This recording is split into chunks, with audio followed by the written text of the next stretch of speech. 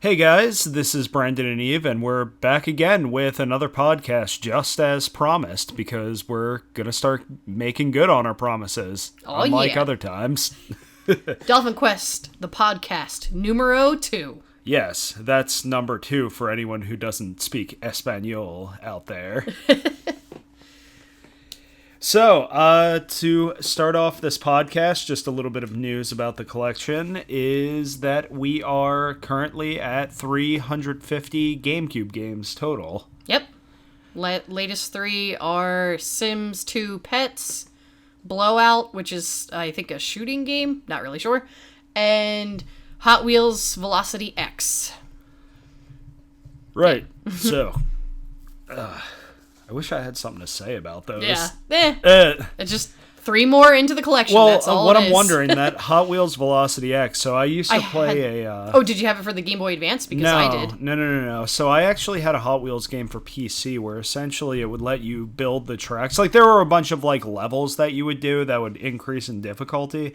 But then there was, like, a track creator that was really similar to Roller Coaster Tycoon, except they didn't give you a budget or anything, so you can kind of just make it as big as you want to. Yeah.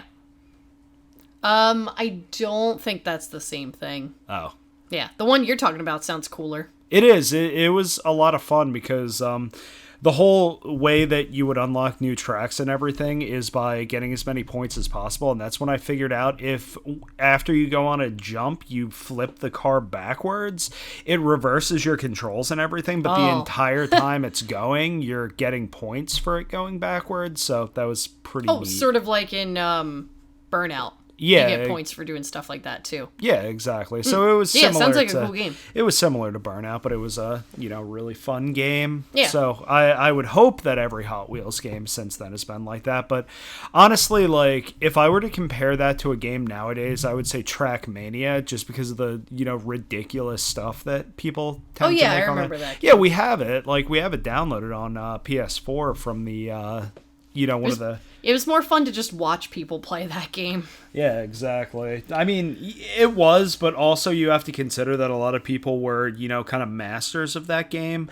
And it's like, oh yeah, I could totally do this and this looks awesome, but it makes it really hard. Kind of like on, I don't know what the game's called, but people will do those run-throughs where, they'll basically like throw a knife in the beginning of the game. The like CSGO free running one? I don't think it was that one because there's no like teleportation and like ninja stuff in that game. But basically what they'll do is like throw a knife in the very beginning of the game, go and do their thing, kill a bunch of stuff, and then in the end there'll be an enemy in front of them and they'll be out of ammo and all of a sudden the knife will come down and hit them in the head. It's crazy to me the fact that that's actually a possibility for people to do that. But then again, I've seen some crazy stuff before, like speed runs of games that have taken people 20 30 plus hours and them beating the game in 20 minutes. Yep. Yeah, I'm basically He's talking about referencing Sekiro again, which now that we're on the topic of Sekiro, I am proud to I'm proud to announce that I platinumed the game on PlayStation 4. So now that I did that, I platinumed it halfway through my 5th playthrough. And I will be finishing off this playthrough with the best possible ending. Even though I've gotten it already, I just kind of want to end the game on a good note so that when any type of DLC comes out, I'm fully powered up and ready to get right through it. But besides that, until that, I'm going to be handing it off to Eve so I could watch her play it. I would actually really like to stream it. Okay. So if anyone out there happens to be watching this, if you want to give some feedback on the idea of maybe streaming that on the Dolphin Quest Twitch, which I think exists. Well, it's like my Twitch. Yeah, okay. So, because it would post to this YouTube channel. Yeah, so, exactly. So, yeah. I mean, I just need to, like, rename it. It needs to say Dolphin Quest to make it a little bit more consistent. But yeah, I wouldn't mind doing that. I don't know how good I'm going to be, though. When I was doing like a little bit of a demo when I was playing on your PlayStation before, I was killing a good amount of enemies, but those mini bosses were kicking my butt. Well, I will say, like, the first playthrough you have, you're pretty much going to have trouble on every single new thing you fight, which is kind of funny because the one boss that I beat on my first time through in the my original playthrough was the Blazing Bull, which was funny because that boss was inherently broken, like, in the game's actual code. So they released a patch to make that boss a little bit easier to beat, which is kind of funny because, like, after the first time I fought him, I felt like I had a little bit more trouble on him in subsequent playthroughs. But then again, I also noticed that the jump in difficulty from playthrough 1 to playthrough 2 is way more major than any other jump in difficulty. But yeah, it makes sense for New Game Plus. yeah, exactly. All right, so the way we got those new GameCube games, circling back around, was because we were vending at the Farpoint Comics and Collectibles Toy Fair, which was a free toy show / video game / any other geeky stuff show. It was outside during Memorial Day weekend on Saturday, and we sold a lot of like random PS2 GameCube games, cleared off the shelves a little bit, and then I went around and found some cool games. I even picked up an Xbox 360 game, which is Tropico 3, which is it's similar to like Civilization or like Age of Empires, but it's you're basically like a Cuban dictator instead. Oh wow, that's really cool. I didn't know what that game's about. That's pretty cool. Yeah. But yeah, that was a lot of fun, and we met some like really interesting like local / sort of local folks. We'll hopefully be like talking to them later because they were giving us a lot of good ideas for the channel. But yeah, hopefully we'll see some of those guys again when we vend at Ocean City Comic-Con in December, because we already know that some of the guys that were vending there are going to vending at Farpoint are going to vend there too. You guys should definitely come out to see us at that in December. We would definitely love to meet some fans of the show. But it's a little bit further out because we've got other stuff coming up. And that's Ocean City, New Jersey. Wait, no, Ocean City, Maryland. It's Ocean City, Maryland. Ocean City, Maryland, and since it's during literally the dead of winter, it's like a week or two before Christmas. Great time to get nerdy gifts. For yourself or your friends. Yeah. Up to you. Or family members. The hotel rates are apparently like super awesome because you can basically get beachfront hotels for super cheap. Yeah, like beachfront, which all those hotels on the beachfront are basically like the equivalent of a 5-star hotel. Like, I don't think they could really call it that one way or another just because of where the location is, because it's like the prices for beachfront hotels are already ridiculous. Yeah. So you're pretty much guaranteed quality, plus you're not really going to be bothered. But I could speak personally when I say, like, there is not many better times than having your Ocean City, Maryland beachfront hotel. And I swear the town's not paying me to say that. I know, I wish. Yeah, I know. That's what I say every time where we have a fake sponsor. It's like, we haven't sold out. We wish we could, but we haven't. Yeah. Yeah, so that was Farpoint. Hopefully we'll see people there again next year. We definitely want to come also, back. like, go check it out. If you're in the, like, Egg Harbor, Galloway region, I definitely suggest going to check out Farpoint, because I have to say, I think probably, I'd almost say, like, all of South Jersey, if not the whole state. I feel like they have one of the biggest toy collections and, like, displays in general. All their stuff is for sale, but they have a lot of nice cases, and it's all very well organized. And also, the people that own the place are really nice people. Their names are slipping my mind right now, but no matter who you talk to in there, you'll like them. So go check it out. So, I mean, if you're heading down to Anime Next, that is technically on the way if you're coming from, like, Philly or from Delaware or whatever. So, just an option. Just look it up.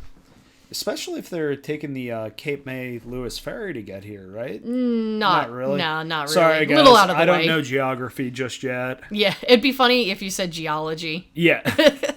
But yeah, like, just look it up online. Google is your friend. Yes, it is. All right, so what else are we talking about, Brandon? I believe you had the list on your phone. Oh, I didn't write anything down. Oh, okay. I was just speaking off the top of my head. I was not writing it down. Gotcha. Sorry. Oh, no, that's understandable. So, Seems like you're disappointed in me. not any more than usual. Well, did you want to talk about any updates for Anime Next or anything? It's kind of coming down to the wire. Yeah, so it's coming down to the wire, and at this point, oh God, my throat. So at this point, we are, pretty much just finalizing our panels and everything and just adding more and more information. We've been conducting some research that I don't want to go too much into because we want it to be nice and fresh when we do our panel. Of course, we'll be uploading the panel to our YouTube channel and everything just so you guys could see it. Yeah. In case you miss it. Yeah, exactly. But if you guys are excited to see this, then you definitely should be because it is a good con and this is going to be a very good set of panels. Plus, we have some surprises for people that do attend the panel. Yeah. I'm not going to say what they are. You'll just have to be there to see it. Yep. And you guys know us. We have tons of video games, tons of 3D printed stuff. We also like to buy snacks. It could be any of those kinds of things. We're not sure yet, but it's a secret. Yeah, it just, it really depends on, what we decide to do. All right, so just to kind of loop around again, because we like doing that. I guess it's because we live in New Jersey and we're not allowed to normally make U-turns. So unless we have roundabouts. Yeah, so we're going to make them as much as we possibly can on the podcast.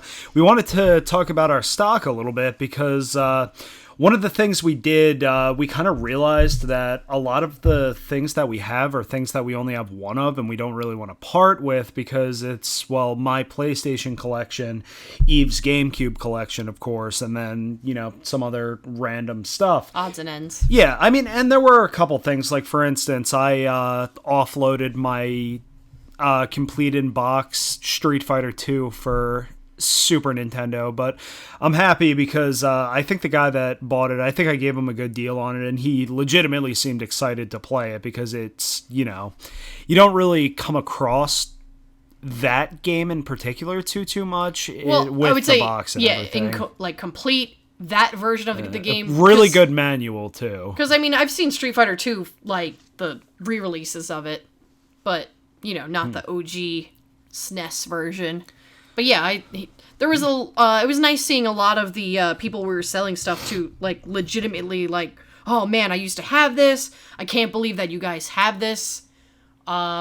Or it'll be a kid, and some of these kids that we were selling games to, they're like, oh yeah, I remember playing this when I was a kid, and it's what, a year ago? But they have such vast knowledge of GameCube and PlayStation 2 games. I was very surprised. Yeah, it is surprising. There is a subsection of younger kids out there, and I'm talking about younger than 14, younger than 13 or 14, that just have a lot of knowledge on, retro GameCube stuff, and retro games. So I could only assume that their, parents probably play those games with them. And yeah, maybe they were playing them since they were, 4 or 5 or something. That's when I was starting to play games with my dad. Yeah, exactly. And you were I mean, it would make sense because the games you were playing were from the 80s. No, I was playing PC games, some very early 90s. Yeah. So I'd say very late 80s, very early 90s, that type of stuff. So yeah, anyway, so back to the stock. Look, there we go, another U-turn again. That's just who we are. Yeah, it is.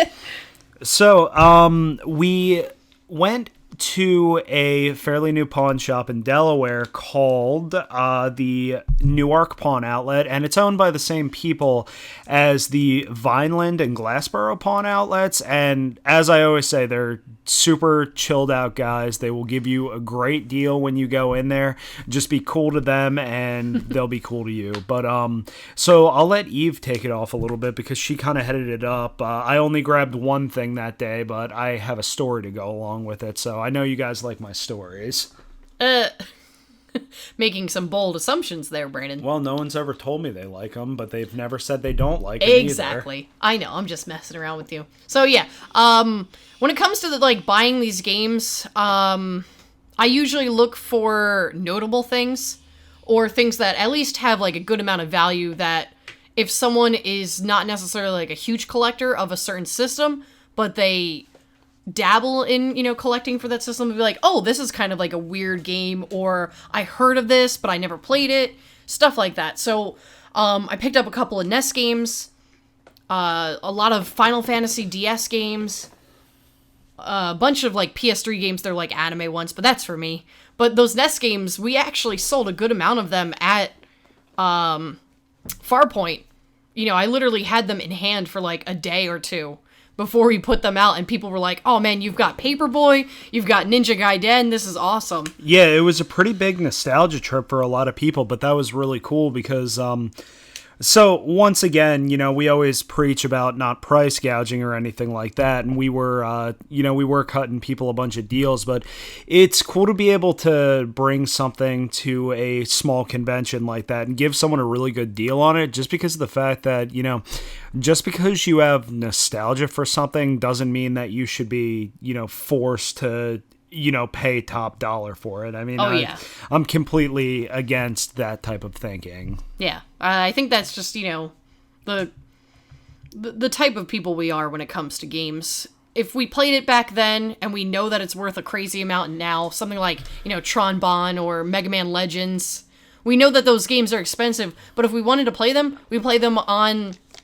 PSN because we have those games downloaded. We're not going to fork out tons of dollars just because, oh, well, it's, in quotes, worth this much. Yeah, exactly. And also another thing, we wouldn't also just like buy those from a Goodwill and then go and sell them for top dollar. Yeah, no, because that would for just one be part thing, of the collection at that point. Exactly. At that point, it's kind of a, it's the collector's mindset that really, you just want to find that, $100 game in the $2.99 or less bin at your local car wash. But yeah, I mean, like when we were picking up these games at the pawn shop, we're maybe making like, a $3 to $5 profit on some of them.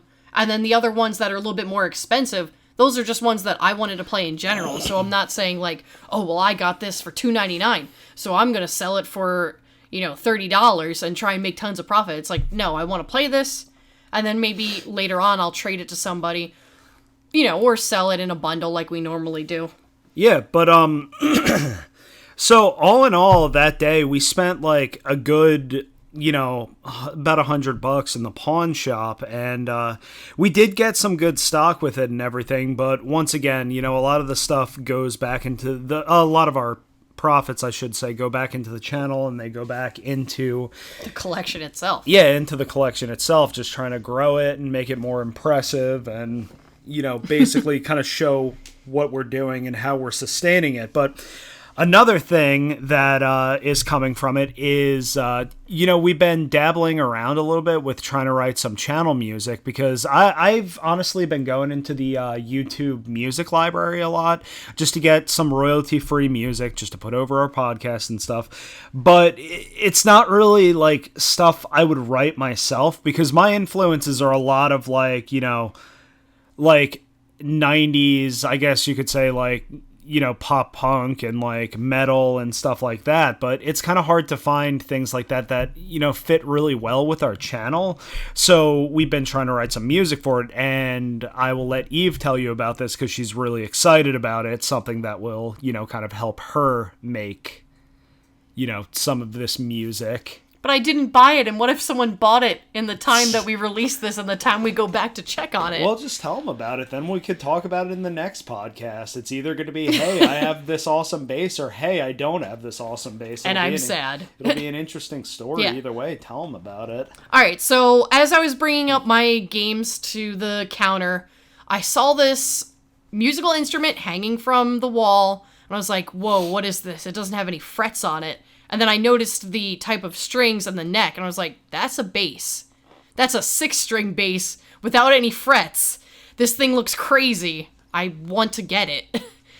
But I didn't want to drop like almost $300 in one day at the pawn shop with the games and the bass. So, we made some good money at Dover. Or, not Dover, at Farpoint. We will make some good money at Dover. Yeah, that's, positive thinking. But yeah, so hopefully we can make it back over there before someone else gets it. It seemed really cool. And, I think I've talked about it before that I do have a bass and I know a little bit of the basics. But during the summertime, I want Brandon and I to actually, like, learn how to read music because I think it'll help him write music a lot better, since Brandon could read the tabs like fine and dandy. But when it comes to actually reading, like the sheet music.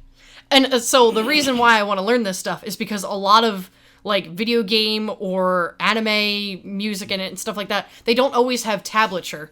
And they'll have the sheet music because it's based on like, the piano sheet music. So you can like, transpose that to other instruments, but you need to be able to read those notes.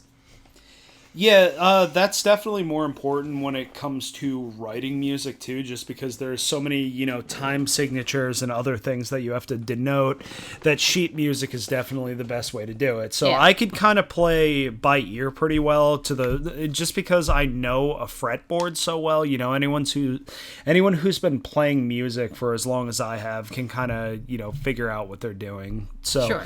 That's essentially, how that whole thing works. But, I think learning sheet music will definitely help. Plus, you guys might get to hear some, original songs with guitar and bass and maybe, Minor Eve's lovely voices. Oh, definitely not my voice. Brandon's lovely voice. Sure, maybe. But yeah, so what was the game that you picked up at the pawn shop, Brandon? Okay. And by picked up, I mean got for free. So it was funny when it came with this. I guess this was like the pawn shop owner trying to like sweeten the deal, which is funny because I was fully prepared to pay the $2 for this game. So I picked up a disc-only copy of Mortal Kombat Special Forces, and I don't know how many people are familiar with that one because a lot of people kind of consider it a little bit of a flop along with Mortal Kombat Mythology Sub-Zero. But when it comes to that, I'd have to say that Mortal Kombat Special Forces is probably the better of the two because it was like an action-adventure game. It had some RPG elements as far as leveling up and stuff. So this is another game that I actually played when I was a wee lad. I rented it from the video store one time and I played it, and then of course like I took it back and stuff because it was too hard and I didn't know how to do stuff.